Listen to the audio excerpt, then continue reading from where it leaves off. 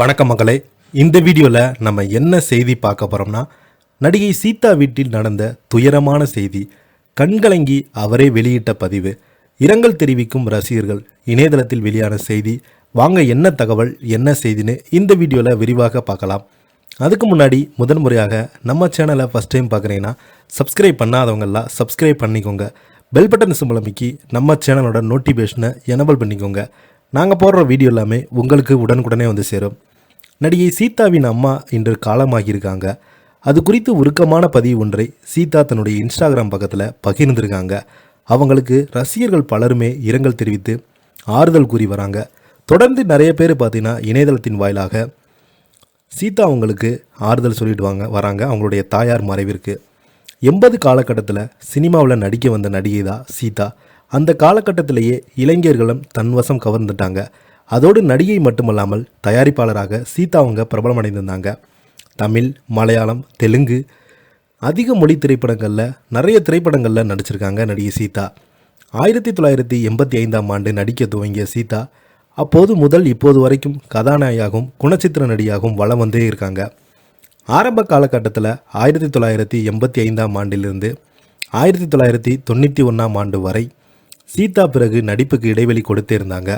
அதைத் தொடர்ந்து 2002ஆம் ஆண்டு மாறன் படத்தின் மூலம் ரீஎன்ட்ரி கொடுத்துருக்காங்க. அதே போல் தமிழ் சினிமாவில் ஆண் பாவம் என்ற திரைப்படத்தின் மூலம்தான் சீதா அறிமுகமாகியிருந்தாங்க. முதல் திரைப்படத்தில் அப்பாவி பெண் கேரக்டரில் பாவாடை தாவணியில் ரசிகர்கள் மனதில் இடம் பிடித்த சீதா அதற்கு பிறகு மாடர்ன் உடையில் கலக்கியிருக்காங்க. ஆனால் ஆபாசம் அதிகம் இல்லாத உடை அணிந்து நடித்திருப்பாங்க. பார்ப்பதற்கு பக்கத்து வீட்டு பெண் போன்ற இவருடைய சிரிப்பு மற்றும் முக அழகு ரசிகர்களின் மனதை ஒட்டி கொண்டே இருந்தது. சினிமாவில் புகழின் உச்சத்தில் இருக்கும்போது இயக்குனரும் நடிகருமான பார்த்திபன் அவர்களை திருமணம் செய்து கொண்டாங்க. அவங்களுக்கு 2 மகன்களும் 1 மகனும் இருக்கும் நிலையில் இருவருக்குமே ஏற்பட்ட கருத்து வேறுபாடு காரணமாக பார்த்திபன் அவர்களை பிரிந்துட்டாங்க. இந்த நிலையில் நடிகை சீதாவுடைய அம்மா வயது மூப்பின் காரணமாக மரணம் அடைந்து போயிருக்காங்க. இது குறித்து சீதா தன்னுடைய இன்ஸ்டாகிராம் பக்கத்தில் சோகமாக பதிவிட்டிருந்தாங்க. தன்னுடைய அம்மாவோடு விருகம்பாக்கத்தில் சீதா வசித்து வந்த நிலையில் அவங்க அதிகாலையில் அவங்களுடைய அம்மா காலமாகியிருக்காங்க.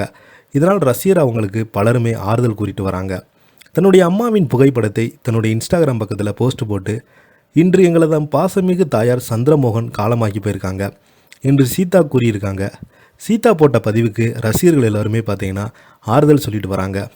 அது மட்டும் இல்லாமல் பிரபலங்கள் எல்லோருமே அவங்களுக்கு ஆறுதல் சொல்லிட்டு வந்தாங்க.